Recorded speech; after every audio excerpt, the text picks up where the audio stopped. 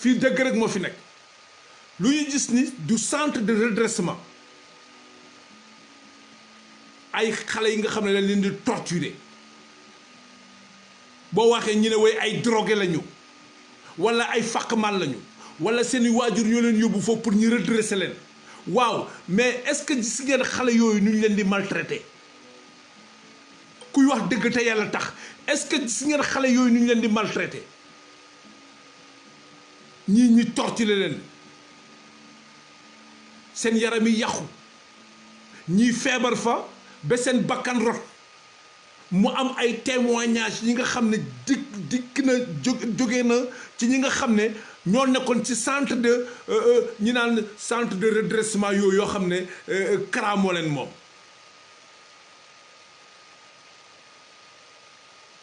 témoignages yu ñu gis ay bakkan rot na ci centre de redressement yooyu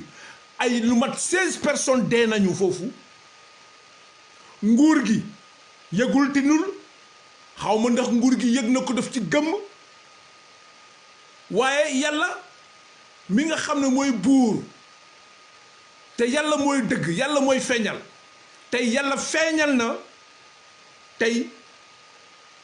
li nga xam ne CRA mu ngi koy nëbb ci centre de redressement yooyu ba pare mu am ay yeneen sëriñ comme nu mu tuddati maam Cheikh Mbacke jënn di jéem a protéger CRA ma ne Sénégal dañu waxante dëgg tey CRA warul fekk CRA ci biti muy traîner bu dee justice am na Sénégal CRA tey Modou CRA warul traîner ci biti heure bi dañ ko war a fekk justice daf ko wala dem jëli denc ko ñu mener enquête yi parce que y a crime y a torture des citoyens sénégalais ñuy torturer ay doomu aadama yi ñuy torturer luy du rééducation ay doomu aadama yu ay bakkan yi ñuy torturer ba ay am ñi nga xam ne ñàkk nañ ci seen bakkan tey CRA dañ ko war a jëli yóbbu ko denc ko ñi mën a enquête yi ba ñëpp ñi nga xam ne bokk nañ ci crime yooyu 16 personnes yi dee yooyu yëpp ak ñii ñuy toroxal ne ñii ñuy torturer nii ñu jël leen yóbbu leen tëj leen ci kaso bi loolu mooy dëgg Sénégal amul deux justice Sénégal ñun ñëpp ay sénégalais lañu tey li xew nii ci centre de redressement CRA yi nga gis nii bu doon beneen citoyen sénégalais moo ko def heure yi taf nañ ko lax nañ ko jant bi bu yàgg mais CRA moo ko def kuy mbubboo ku tedd ki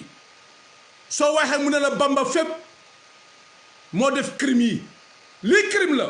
te nguur Sénégal état du Sénégal amul droit gëmm ci crime bi justice Sénégal amuñu droit gëmm ci crime bi ñépp ñuy taxaw di wax dëgg amuñu droit gëmm ci crime bi presse Sénégal bi nga xam ne ay naafeq ngeen buggu leen wax ci crime yi CRA def ça c'est un crime la 16 personnes ñoo ci dee 16 personnes fukki bakkan ak juróom benn wodd nañu ci centre de redressement CRA yooyu mu teg kon justice Sénégal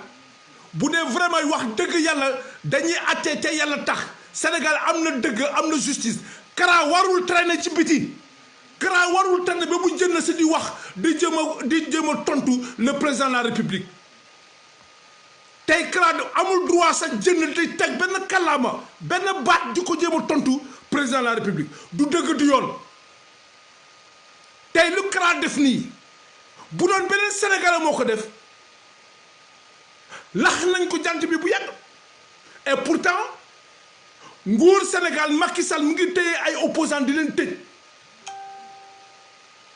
Macky Sall mu ngi tëj ay opposants Macky Sall mu ngi ak justice ñu ngi tëj ay citoyens yoo xam ne defuñu dara waxuñu dara loolu dañu wax dëgg di xeex dëgg di wax yoon di xeex seen yelleef ñu téye leen tëj leen ay 3 mois 4 mois tëj nañ fii Abdou Karim Xrum Xax te mu ngi défendre intérêt sénégalais yi di défendre intérêt baadoolo yi tëj nañ fi Guy Marius Sagna muy revendiquer intérêt sénégalais yi di revendiquer ak ñeneen tey nañ Khalifa Sall tëj ko fii tëj nañ fi Karim Wade sëñ Modou Kara li xew ni crime la il a tué il faut que ça soit clair fii dëgg bi kenn du ko masla nee naa leen Sénégal bàyyi leen di nëbb dëgg ñi ngi rey ay doomi jàmbur ce que Kara a fait là il mérite la prison te Rebeuss lañ koy denc amul dem di ko denc Daaru Moustique non Rebeuss Kara Rebeuss lañ ko war a yóbbu amul dem résidence surveillée moom mooy kan pour ñu koy teg résidence surveillée pourquoi lu tax nañ est-ce que gouvernement état du Sénégal war na ko wax nit ñi wax leen sénégalais yi pourquoi Kara di traîner ci biti ba heure bii ak ñu mu àndal centre yëpp dañ ko war a tëj parce que c'est malhonnête d'abord c'est l'état à fauté c'est le gouvernement qui a tort l'état du Sénégal est faible il n'y a pas un état au Sénégal ba ay ñoom Kara di am ay milices yoo xam ne dañuy sol ay tenue takk ay TAP yoo la ay fetal ay PA te suñu armée Sénégal nekk fii est-ce que loolu dëgg la loolu yëpp état bi gëmu ci politiciens yi état yi gëmu ci xaw ma dañuy ragal tarixa yi xaw ma dañuy ragal sëriñ si xaw ma dañoo ragal ñan la ñuy ragal ba pare ñi ñeme yàlla ba lii ay bakkan rot 16 personnes sont morts des jeunes 16 personnes dee nañu ci centre de recherche Kara yi dañu war a poursuivre Kara ñi laaj ko lu tax pour lan ñëpp ñi ci lanfu ñi ci ànd yëpp ñi arrêté leen luy mooy dëgg Sénégal nañu nangu di wax dëgg te yàlla tax Sénégal na ngeen jëf dëgg te yàlla tax Sénégal ragal leen yàlla na ngeen ragal yàlla bañ a ragal doomu aadama ragal leen seen bàmmeel parce que li ñu gis nii tey dafa jéggi dayo ba pare li ma ci gën a naqari tamit presse bi ñu ngi ci noppi waaw parce que c'est Kara journaliste yëpp ñu ngi ci noppi parce que c'est Kara waaw parce que c'est un soi-disant marabout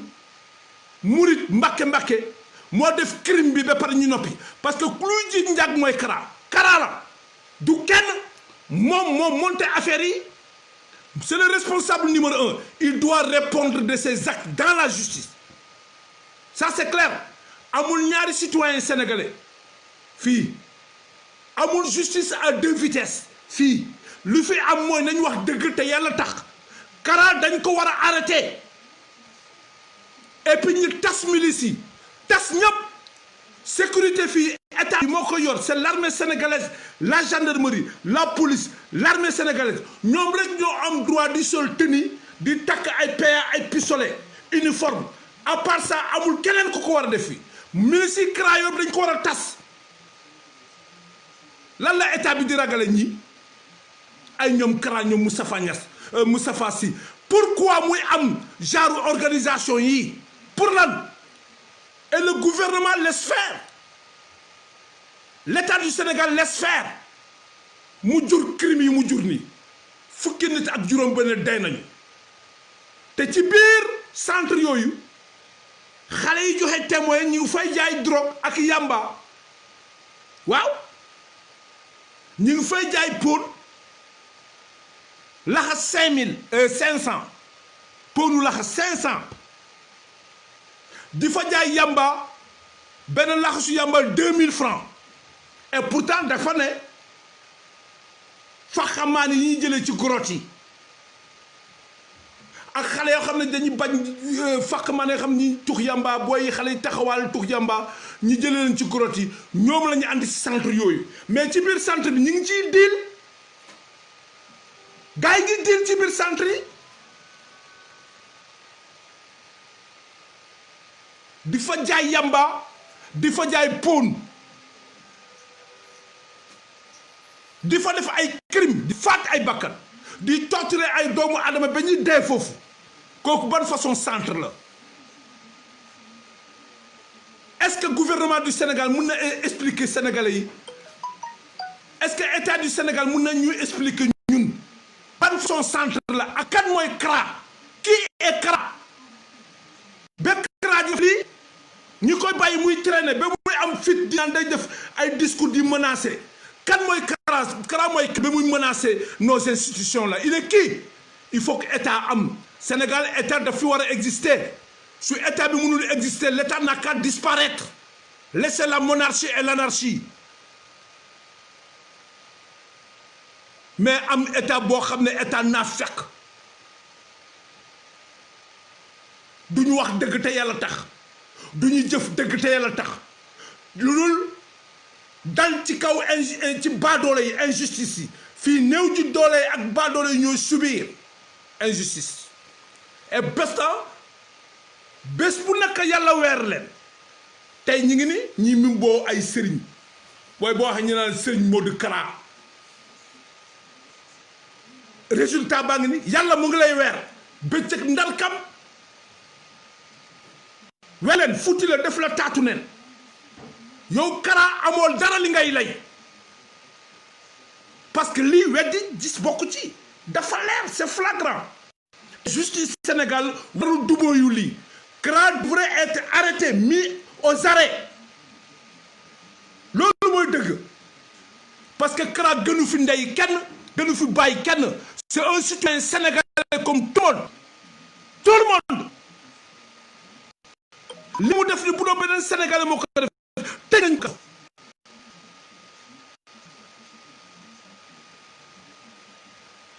ay anarchie ay monarchie ay déclaration yoo xam ne indiscipline c'est que Kara sorti Kara bu mu jënd rek dafay ànd ak indiscipline caractérisée notoire day dem ba menacer suñu institution pour lan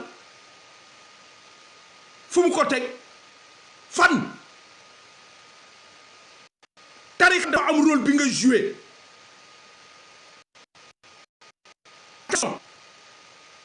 nañu bàyyi kilifa yi mag ñoo xam ne ñoo liggéeyal yàlla samp diine Cheikh Ahmadou Bamba dafa xeex ba samp tarixa murit te torturewul kenn reyul kenn jëlul sa fetal Bamba jëlul yat te xeex nag nasaraan bi ba samp diine ba samp xeexal diine ba samp tarixam Maam Maodo Malick ñëw noonu kon Kara na bàyyi di mbubboo Cheikh Amadou Bamba soo waxee mu ne la Bamba fépp Bamba pendant ce temps mi ngi mbubboo Cheikh Amadou Bamba di def ay crime ce que Kara a fait c'est un crime c'est le responsable numéro 1 dañu war a tas kuréel boobu justice daf ko war a tas bu ñuy wax dëgg te yàlla tax bu dee Sénégal am na justice laa wax de bu dee amul justice na ngeen bàyyi ko mu def lu ko neex bu boobaa keneen ku def dégâts rek amu leen droit arrêté ko amu leen droit justice Sénégal amul droit arrêté keneen ku def ay dégâts parce que Kara lu mu def c'est trop parce que moom mooy kan boo waxee ñu ay sëtu Cheikh Amadou Bamba est-ce que Cheikh Amadou Bamba moo sant Kara mu def lii pourquoi ñu bëgg a mbubboo kilifa diine yi di noot askan bi di leen toroxal boo waxee ñu naan Bamba fépp Cheikh Amadou Bamba diglewul lii Bamba melentaan sa musu koo rey melentaan et pourtant jaamarloo na ak nasaraan bi duma leen pacifiquement nañu waxante dëgg Sénégal nañu bàyyi affaire u naa fekk bàyyi leen affaire fumisterie yi ngeen di def wax leen dëgg gis ngeen ñi toog fi di mbubboo fii ay tarixa di mbubboo fii ay diine ñu ngi nii tey seen résultat mi ngi nii xoolal leen yàlla lu mu def rek ñetti scooters yi ñu sàcc yëpp ñu ngi leen fekk ci centre Kara yi tous les scooters volés ci biir centre Kara yi lañ ko fekk ñi dem ñi jëlee scooters yi ñu découvrir ay sénégalais ay doomu aadama yu ñu torturé yàgg leen tëj ñuy torox ci biir ñuy feebar ci biir di dee bu ñu dee ñi jël leen comme ay xaj laxas dugal dem sand ci morgue hôpital ci imam yi mais loolu mooy lan te nguur Sénégal mu ngi toog fii gendarmerie Sénégal mu ngi toog fii armée Sénégal ñu ngi toog fii ñoom mënuñu dara pour régler problème Kara na ngeen ma tontu. La gendarmerie est impuissante devant Kara Mbacké. L'armée sénégalaise est impuissante devant Kara Mbacké. La police est impuissante devant Kara Mbacké. ba ñu koy bàyyi ñuy def crime yi sénégalais yi nii doomu jàmbur yi nii est-ce que bu doon seen doom la di ngeen ko nangu.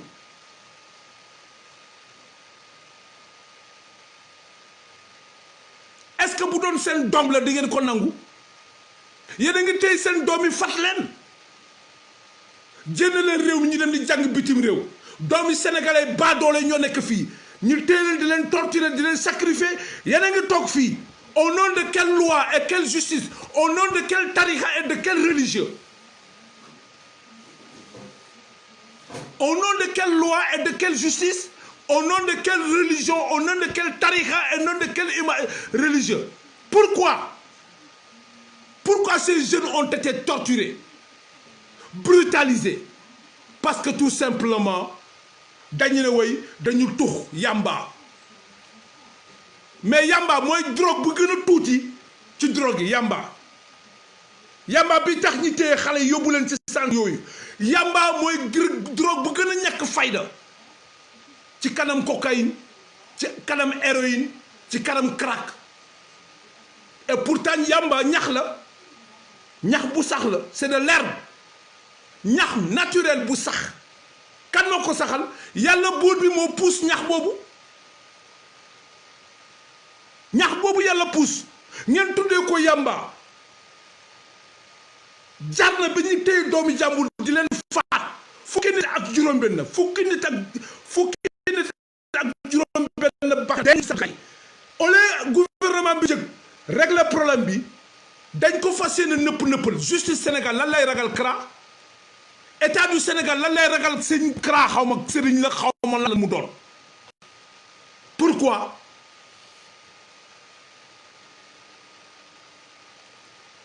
justice bi ñi ko ngànk yépp yàlla weer na leen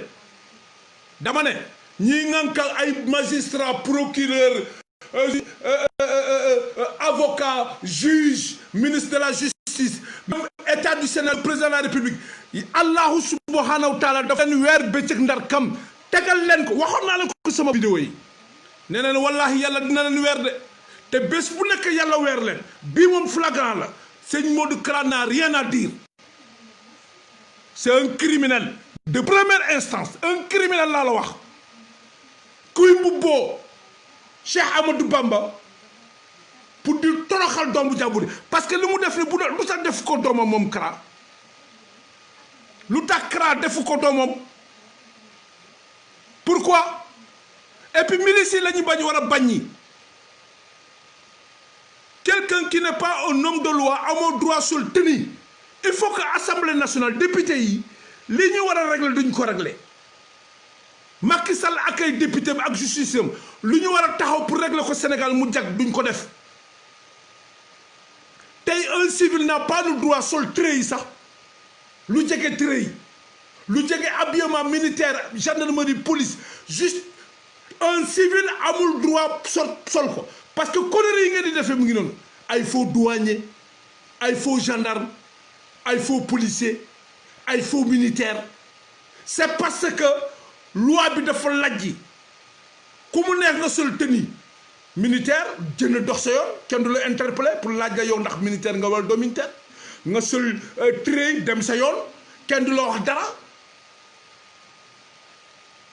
dégg nga maanaam ñoom ils sont bien à mater la population waaw ñoom ils sont très bien placés pour mater les bons citoyens mais les citoyens qui sont malhonnêtes et qui s'enrichissent derrière les populations qui sont en train de torturer les populations ñooñu duñ leen wax dara que affaire bi nag comment est-ce que vous pouvez expliquer ça naka moo tax la conférence de presse amul pour wax dara si nous étions bu doon Sénégal c'est un état de droit Kara heure yi daf ko war a fekk ci kaso bi en prison et que ñu tas na armée jël ses responsabilités le ministre de l'Intérieur n'a qu'à prendre ses responsabilités il faut que ñu arrêter li xew Sénégal suñu bëggee am un état digne de ce nom nañu arrêter li xew Sénégal pouvoir le pouvoir spirituel dafa am fu mu commencé ak lu ko tax a jóg nañu am seen carcan ñi bàyyi le pouvoir temporaire jouer son rôle. Ils n'ont qu'à laisser l'État du Sénégal amuñu droit téye État du Sénégal en otage. Tout ça c'est la faute des politiciens. Oui su ma ko arrêté duñ ma votel yàlla mooy joxe nguur du kenn.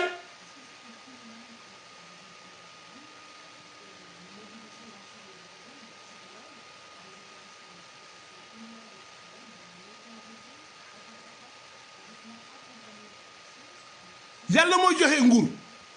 Il faut savoir faire la part des choses. Le pouvoir spirituel est un pouvoir temporaire qui gère l'État, qui gère la sécurité des Sénégalais, qui doit s'occuper au fonctionnement et la stabilité et la sécurité interne et extérieure du pays des citoyens. Loolu mooy État. Mais du li nga xam ne dañuy toog fii xool les honnêtes citoyens ñi dal seen kaw xool ñi nga xam ne dañ fi toog di mbubboo ay tarixa ba pare di torturer sénégalais xool leen jeu bi lu ñaaw lu salte li ñuy def ni mooy kan. boo waxee ñu ne la wahabia salafiste mais ñooñu da nga leen gis ñuy torturer ay nit. Pourquoi? Et la presse, ce qui est grave aussi, la presse sénégalaise bi nga xam ne yàkkamti nañu nit def erreur ñu ubbi seen làmmiñ jël seeni plume ak seeni télé xamul ma la di wax ci kooku tey mi ngi nii lii da ngeen ci war a wax journaux yi dañ ci war a wax presse bi daf ci war a wax. Pourquoi ngeen bëgg a waaf lu tax ngeen bëgg a wax ngeen waaf parce que c'est CRA kan mooy CRA fii amul sëriñ ak taalibe ñoo ci am ñun ñëpp ay jaamu yàlla lañu ci kanam yàlla ku fi def naka su dul noonu da ngeen koy teg ci yoon teg leen ko ci yoon loolu mooy dëgg mais def say dégâts yu day ni ba pare il se permet d'ouvrir sa gueule moom CRA pour jéem a menacer kan lay menacer kan. xanaa autorité yi ñàkk fayda li ñuy menacé mais bu dee autorité bu am fulla ak fayda xam lan mooy état CRA du wax ma la ñemewul sax ubbi jëmeñam bay menacé may wax il a le culot de dire quoi conférence de presse daf fi ñemee def conférence de presse yoo nga faat ay bakkan tu as tué des gens te ay doomi jàmbur ay bakkan ni yow. Et pourtant yow CRA yaa ngi ak say doom lu tax yow torturé loo say doom centre de redressement jusqu'à tuer des gens un centre de redressement où il y a des voleurs un centre de redressement où on vend du chanvre indien loolu mooy centre de redressement loolu mooy tabax doomu adam ma ne nañu bàyyi fonto sénégalais yi nañu bàyyi fonto sénégalais yi Sénégal nañu wax dëgg te yàlla tax nañuy jëf dëgg te yàlla tax fii justice bi warul sëgg ci dossier bi parce que c'est CRA bàyyi ko mu dem non kon citoyen sénégalais bu fi rëy nit rek ngeen bàyyi citoyen sénégalais boo xam ne jaay na yàmbaa bàyyi leen ko mu dem waaw bu fekkee da ngeen di bàyyi CRA mu def lu ko neex dans un état de droit qu'on libère tout le monde les prisons qui sont à Rebeuss là les prisonniers il faut les faire sortir jënd leen prisonniers yooyu ngeen bàyyi xale ñëpp mais xool leen li ñuy def ci biir centre regardez ce qui se passe dans les centres hein tey presse baa ngi noonu kenn waxul bu doon ay nit ay digne fils comme Ousmane Sonko ak ñeneen ñoo wax rek nga dëgg presse naa fekk bi journaliste naa fekk yi ngeen doon seytaani rambaaj yi ngeen doon ngeen jëgg ubbi seen lamiñ seen taat yi di ratatatati tey dossier ngi nii lu tax waxu leen ci kan mooy CRA laa bëgg a xam xanaa CRA du dee wala CRA du doomu aadama moo ñu gën ba ci kanam yàlla moo leen gën yéen ñi jur waajur yi doom seen doom ñi toog di nëppal yéen ñëpp ay complice ngeen. waajur bu nekk sàmmkat nga boo dee yàlla dina la laaj li ma la dënk foo nag nga ko téye. xale yi kenn moomu leen dañ leen a jur mais moomu leen kenn moomu leen marchandise yu yàlla la.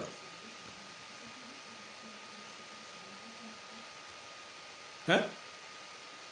le pouvoir qui est là moom daal ci politicien ak opposition yi la aay te ay opposant di tëj te ay activiste di tëj ku jóg taxaw di xeex yàlla foog nga tëj tey Kara ngi nii ku mel ni Kara def na crime mi ngi nii lii de weddi bokk ci de lii preuve bu leer nañ la yàlla moo leen di weer bëccëg ndar kam yàlla buur bi moo leen di weer bëccëg ndar kam waaw yàlla moo leen di weer c'est un crime que ngeen nangu ko crime la que ngeen bañ ko crime la les tenants du pouvoir laa wax ministre de la justice les justiciers la police la gendarmerie l'armée sénégalaise c'est un crime kenn mënu ko nëbbal mu jàll. le gosse a témoigné une liste de 16 personnes dee nañu ci biir ba pare ñi ngi jaay laxasu yàmba 2000 francs ci centre de réinsertion yooyu laxas pon téeméer foofu lañ ne fa la ñuy jàngalee xasaay foofu lañ ne fa la ñuy formé ñuy jàng alxuraan loolu la lii mooy diine lii mooy tarixa est-ce que lii mooy diine lii mooy tarixa Kara heure yi war ko fekk ci biti non attention il faut que ñu respecter sénégalais yi na ngeen respecter sénégalais yi bu dee nguur gi dafa ragal mais non attends sëriñ si dafa am fi ñu am jàmbar dañu waxante dëgg waay nous sommes dans un état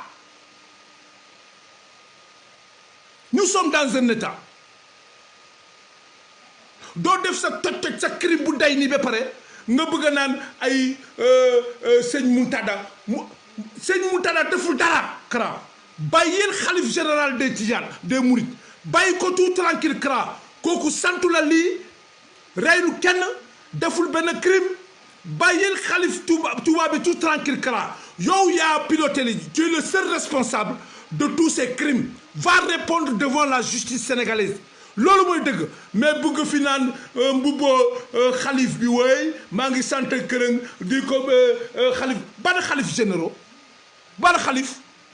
yow bakkan yi ngay toroxal bakkan yi ngay rey ngay taxaw fi di wax waa xalif pour lan pourquoi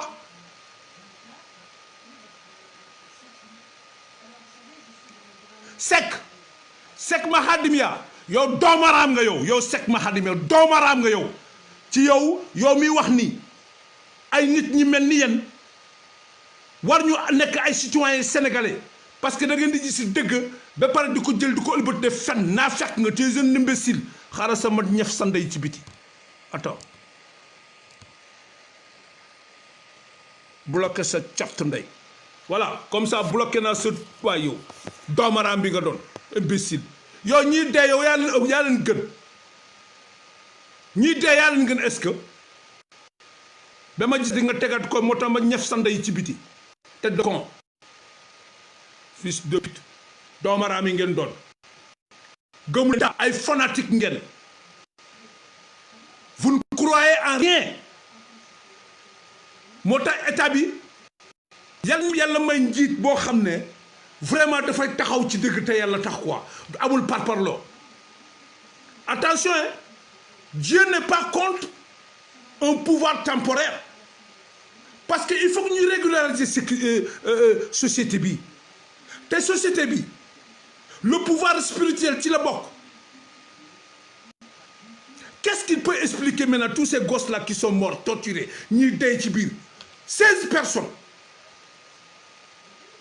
ñeneen ñi leen di torturer waaw kon na leen gendarmerie bàyyi foofu bu dee da ngeen jàpp ni Kara lu mu def dëgg la yoon la warul dem justice warul dem prison kon c'est pas l'appel gendarmerie di ko jënne c'est pas l'appel la gendarmerie s'explique Ça n'a pas de sens. C'est pas la peine. C'est pas la peine que la gendarmerie s'explique. C'est pas la peine que la gendarmerie présente tous ces torturés dans les centres de Karambake. Et c'est pas la peine que la gendarmerie veut s'expliquer. S'expliquer pourquoi? Parce que s'il faut arrêter à des explications et à une présentation des gosses qui sont victimes de toutes ces tortures avec les 16 morts, c'est pas la peine de tenir une conférence de presse. Pour parler de quoi? Pour parler de quoi? Il y a un criminel qui est là. Il y a un soi-disant chef de religieux d'une secte qui a tué des gosses. 16 personnes. Et qui en a fait un centre de vente de chanvre indien. Boy yooyu fa nekk noonu yëpp ñoom ñoo ko wax en direct. Pourquoi nguur gi bugg ci nëpp nëppal? Lu tax justice bi ngeen bugg ko nëpp nëppal? Lu tax presse bi ngeen bugg ko nëpp nëppal? Lu tax d'autres soi-disant marabouts là, fils de marabout ou bien c'est sëriñ malhonnête là, ñu bëgg a défendre Kra? Kra n'est pas à défendre. C'est un criminel de première instance. Il mérite la prison. Il mérite la prison. Il doit payer pour les 16 victimes qui sont mortes. Il doit payer pour les tortures. Loolu de sinon ñen libérer loolu yëpp képp ku fi defati ñaaw tëf bu leen ko arrêter. Et qu'ils arrêtent de nous parler de la justice au Sénégal. S'il n'est pas arrêté, c'est pas la peine ngeen ñu wax justice. Bu leen ñu wax justice. Parce que ñun fii dañuy wax dëgg te yàlla tax rek yàlla rek. Waxuñu dëgg pour neex kenn dañuy wax dëgg ngir yàlla ak yonent bi. Kara lu mu def responsable de ces actes. Il doit être arrêté et déféré. Parce que dëgg naa il paraît que muy naan woy buñ koy arrêté nañ def naan Daaru Musti moom donc il sait que dañ ko war a arrêté. Kon moom xam na ni dañ ko war a arrêté. Il va piger les citoyens pulse. Prisonnier nekk Rebeuss foofu la jëm. Il va aller là-bas.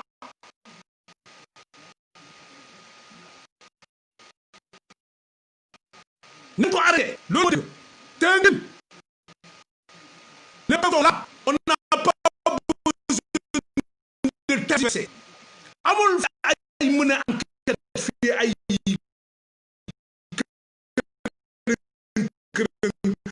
pour lëndëmal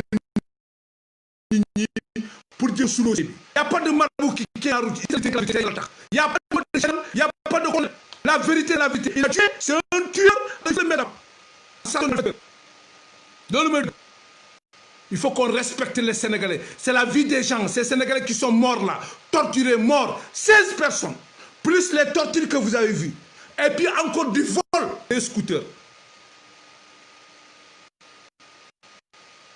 C'est un centre de banditisme, oui. C'est ça. C'est un centre de banditisme. Il faut que ça soit clair. Soit on a un État, ou bien on n'a pas un État. Mais on a une justice à deux vitesses. Justice pour les badolos. Justice pour les opposants. Justice pour les révolutionnaires. Injustice pour quoi? Injustice pour les activistes. Injustice pour ñi taxaw di xeex dëgg te yàlla tax ngeen tey citoyens yooyu tëj ñii def ay crime ñi ngi fi commencé par Kara ak ñu mu yebal yépp amul tey les disciples de Kara la bàyyi Kara amul tey ñu muy xawma ay colonel ay commandant ñi fa nekk ces jeunes ñi fa nekk amul tey jeunes yi ngeen bàyyi Kara luy ji njaag moo njaag le responsable numéro 1 le cerveau c'est Kara c'est lui qui a tué. C'est lui moom moo rey amul nëbb fii ay masla fii kenn du fi masla dëgg bi tey Kara warul nekk ci biti di ubbi làmmiñam bëgg a wax may wax mu ne day téye conférence de presse yow fan nga mos a criminel bu jënd di def conférence de presse il a tué terroriste la ñu wax. Il a tué, il a torturé. Et ce sont ces gars qui volent. Scooter yi ñu gis noonu yëpp moo andi li moo tax gis ngeen yàlla wallahi yàlla kumbu bool diine l'islam bii di def naka su dul noonu yàlla dalay weer bëccëg ndar kam Kara amul lu mu war a wax sénégalais yi lan la ñuy wax lan il n'a pas à convaincre, il peut pas convaincre les gens parce que xam nañu ko façon nit la xam nañ ko c'est un mannequin là avec ses habillements de yow sëriñ bu nit ku respecté boppam ay col yi ngeen di col nii ça c'est quoi ça c'est des conneries tey Cheikh Amadou Bamba bu jëndoon tey moom lay njëkk a renier Kara lay njëkk a renier xamuñu ne franc-maçon la xamuñu quoi c'est ay habillement yoo xam ne yu bizarre un comportement bidon médiocre qui n'est pas digne de quelqu'un qui doit représenter la religion ou bien incarner un tariqa ou une religion musulmane. Il ne le mérite pas. tey bu Cheikh Amadou Bamba ñëwoon il daf koy renier dina ko weddi li ñu leen yàgg a wax mi ngi nii ngeen koy bañ wallahi waaye yàlla dafa ñuy jox dëgg rek fii ñun dëgg rek la ñuy wax billahi wallahi wa taala wala alquran fii kenn mënul dindi li ñuy wax ñoom ñëpp ci franc-maçon yi la ñu bokk tout le monde ay ñoom Kara yi ngay gis ni ak këriñ ils tuent des gens comme des chiens et l'État n'ose même pas broncher. Qu'est-ce que vous voulez faire de ce dossier-là? Vous voulez laisser tomber ce dossier? Et la presse qui veut fermer les yeux sur ce crime odieux. Des gosses ont perdu la vie, des citoyens sénégalais torturés, maltraités pendant des années. Et vous voulez ne pas traiter ce dossier-là. La presse qui crie sur des gens, des jeunes citoyens. Une presse malhonnête. Sur le plan professionnel, très très malhonnête. Et je vois radio, ITV qui doit attaque en Casamance. T'as vu la malhonnêteté de la presse? Il y a une wax ci ces personnes yi nga xam ne dinañ ci centre de réinsertion Kara yi au lieu ngeen wax ci nga xam ne dañ leen torturer xale yi ñuy torturer ci biir centre de réinsertion Kara yi yow rajo Mamoudou Diallo rajo ak Boubs ngeen vous avez le culot de dire que oui, de mentir aux Sénégalais pour dire que oui, attaque à main armée en Casamance des jeunes tués du MFDC yéen a ko gis vous êtes tous des menteurs dañu ne ngeen wax mun leen détourner nit ñi wax leen ci crime bi Kara def rajo ITV loolu moo gën mais y a rien qui s'est passé en Casamance laissez la Casamance tout tranquille yéen ay doomaram ngeen quoi vous êtes des journalistes de bâtards parce que bu toj amee au lieu de dëgg bi vous voulez utiliser l'image de la Casamance pour camoufler ce crime là impoli yéen ay doomaram ngeen les journalistes là vous êtes tous des imbéciles tous sans exception laisse la Casamance tout tranquille il y a rien nous sommes en paix. Il n'y a pas de crime, il n'y a pas d'attaque en Casamance. Le crime, ça s'est déroulé à Dakar. Qui l'a fait? Kara Mbacké.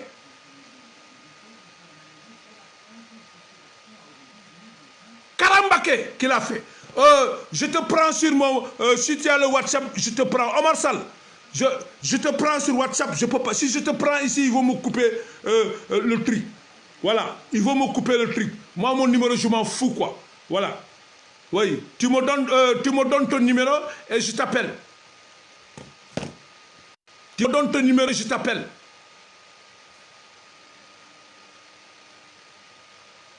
Omar Sall, tu me donnes ton numéro et je t'appelle. Direct. Parce que si je t'appelle ici, il faut couper sur ma communication. Mais qui d'autre le dégâti? Wow. Qui d'autre le dégâti? Koubuga Waharek, donne-moi ce numéro et que je t'appelle. Voilà. Sur WhatsApp, et tu parles.